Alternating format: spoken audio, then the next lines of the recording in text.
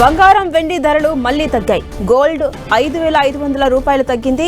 24 క్యారెట్ల 10 గ్రాముల ధర 1,52,500కు చేరుకుంది.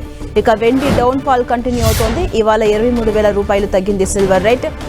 కిలో వెండి ధర 2,67,000 రూపాయలకు చేరుకుంది.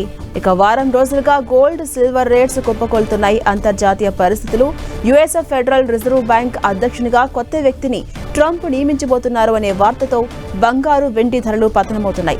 ఊహించని రీతిలో తగ్గుముఖం పడుతున్నాయి. గత వారంలో బంగారు వెండి ధరలు భారీ స్థాయిలో పెరగ్గా ఈ వారంలో దిగజారిపోతున్నాయి. కొన్ని రోజులుగా ఆకాశమే హద్దుగా పెరిగినటువంటి బంగారు వెండి ధరలు క్రమంగా తగ్గుతున్నాయి. గోల్డ్ 5,500 రూపాయలు తగ్గింది. ఇక 24 క్యారెట్ల 10 గ్రాముల ధర 1,52,500 రూపాయలకు చేరుకుంది. అటు వెండి కూడా డౌన్ ఫాల్ కంటిన్యూ అవుతూనే ఉంది. ఇవాళ 23,000 రూపాయలు తగ్గింది సిల్వర్ రేట్. ఇక సిల్వర్ కిలో ధర 2,67,000 రూపాయలకు ప్రస్తుతం కొనసాగుతుంది. వారం రోజులుగా గోల్డ్ సిల్వర్ రేట్స్ కుప్పకూలిపోతున్నాయి.